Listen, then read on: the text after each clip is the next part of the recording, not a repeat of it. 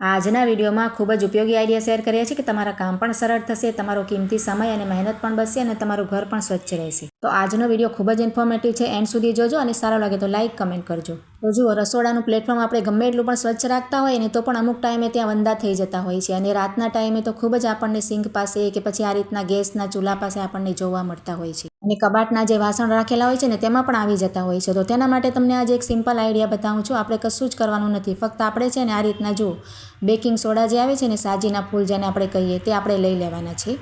અને ત્યાર પછી આપણે જો કોઈ પણ વાસણ એક લઈ લેવાનું અને તેમાં 1 ચમચી એટલે આપણે જે સાજીના ફૂલ લીધા છે ને તે આપણે એડ કરી દઈશું. આ રીતે 1 ચમચી આખી ભરીને અહીંયા એડ કરી દીધા છે. જુઓ, હવે જ્યાં જ્યાં વંદા નીકળતા હોય ત્યાં બધે જ આપણે આ રીતે બેકિંગ સોડાને છાંટી દેવાના છે. રાતના સમયે વંદા નીકળતા હોય તો આ રીતે પ્લેટફોર્મ ઉપર કે પછી ગેસની આજુબાજુ કે પછી તમે સિંકમાં પણ નાખી શકો. આ રીતે ગેસની જ્યાં પાઇપ સ્ટાર્ટ થાય છે ત્યાંથી પણ આપણે હોલ હોય છે ને એટલે ત્યાંથી પણ નીકળે છે. જુઓ, તો આ રીતે સાજીના ફૂલ છાંટવાથી શું થશે કે વંદા તેની આસપાસ જરા પણ ફરકશે નહીં. વધારે તો વંદા રાતના સમયે જ ખોરાકની શોધમાં નીકળતા હોય છે.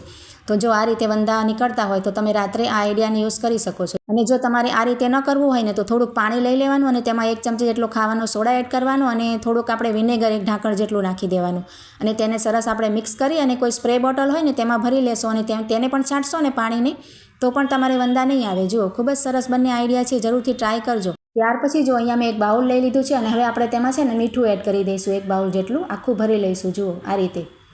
તો અહીંયા આપણે સાદું જ મીઠું લીધું છે અને હવે છે ને આપણે ગેસ ઉપર આ રીતે એક મોટું વાસણ રાખી લઈશું. જુઓ, આ રીતે કઢાઈ કે કોઈ પણ વસ્તુ હોય ને આપણે રાખી લઈશું અને ગેસ આપણે ઓન કરી લઈશું.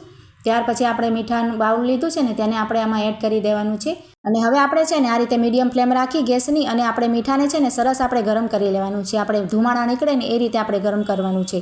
તો આ રીતે બળી ન જાય ને એટલે આ રીતે ચમચી ફેરવું છું. તો જોઈએ, આપણે મીઠું ગરમ થઈ ગયું છે. હવે આપણે ગેસની ફ્લેમ ઓફ કરી દઈશું અને મીઠાને છે ને ફરીથી આપણે આ બાઉલમાં લઈ લઈશું. જુઓ, પહેલાં આપણે જે બાઉલમાં ભર્યું હતું ને એ જ બાઉલમાં આપણે નાખી દઈશું.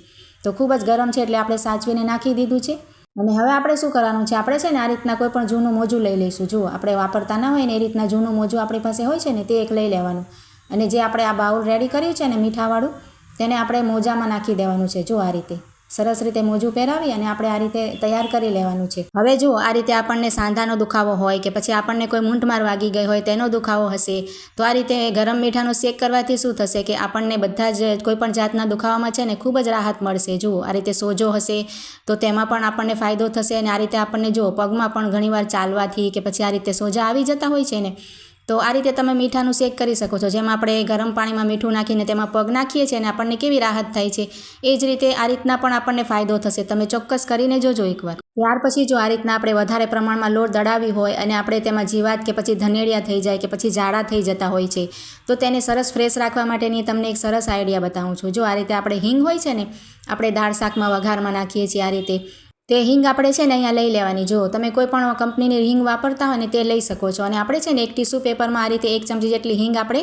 એડ કરી દેવાની. જુઓ, આ રીતે અને પછી તેને આ રીતે પોટલીની જેમ વાળી લેવાની છે. અહીંયા આપણે કાપડનો કટકો પણ લેવો હોય તો લઈ શકાય. જુઓ, અને આ રીતે એક્સ્ટ્રા આપણે કટ કરી અને ત્યાર પછી આપણે એક રબડ લઈ લઈશું અને તેને આ રીતે આટા લગાવી દઈશું. જો 1 કે 2 રબડના આટા લગાવીને આ રીતે તૈયાર કરી દેવાનું.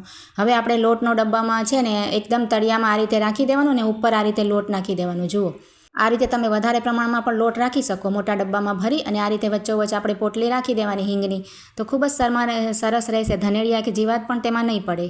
ત્યાર પછી જો આ રીતના આપણી પાસે કોઈ પણ જૂની બંગડી હોય ને, આપણે ના પહેરતા હોય એ રીતની જો એક્સ્ટ્રા બંગડી પડી હોય ને તો તેનો એક સરસ આપણે ઉપયોગ કરી શકાય છે. જુઓ, અહીંયા આપણે કિચનમાં લગાવી શકાય. આ રીતના હૂક હોય કે પછી આપણે દરવાજા પાછળ કોઈ ખીટી હોય કે ખીલી લગાવેલી હોય તેમાં આપણે આ રીતે ટીંગાડી દેવાની આપણે બંગડીને અને તેમાં જો આ રીતે ચશ્મા આપણે રાખી શકાય. સામે આપણને દેખાઈ જાય, મળી જાય. જુઓ, આપણે કામ કરતાં કરતાં કોઈ બહેનો પહેરતા હોય ને આ રીતે ઉતારીને ટીંગાડી શકે. ખૂબ જ સરસ આઈડિયા છે.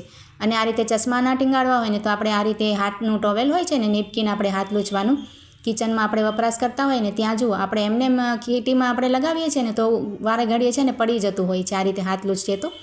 અને આ રીતે તમે બંગડીમાં રાખશો ને તો સરસ રીતે રહેશે. જુઓ, પડશે પણ નહીં અને સુકાઈ પણ જશે. આ રીતે તમે રાખશો તો એકદમ સરસ આઈડિયા છે. ત્યાર પછી જો આ રીતના આપણે રબડ છે ને ઘણા બધા ઉપયોગમાં લેતા હોઈએ પણ આપણે છે ને ગમે ત્યાં રાખી દઈએ તો ક્યારેક તો આપણી પાસે હોય અને આપણને રબરનું કામ પડે પણ રબડ આપણને એક પણ મળે નહીં. જુઓ, ઘરમાં ક્યાંય પણ આપણે રબડ છે ને રખડતા હોય તો તેના માટે રાખવા માટેની શું કરાય, આ રીતના આપણી પાસે કાળી પીન હોય છે ને માથામાં નાખવાની તે તો આપણી પાસે ઘણી બધી હોય છે. તો તેમાં છે ને તમે આ રીતે પરોવીને રાખશો ને ક્યાંય પણ રબરને જુઓ કોઈ ડબ્બીમાં કે પછી કોઈ ડ્રોવરમાં રાખી દઈએ જ્યાં આપણે માથું વગેરે ઓળતા હોઈએ કે તૈયાર થતા હોઈએ તો ખૂબ જ સરસ સચવાયેલી રહેશે અને ક્યાંય ખોવાશે નહીં.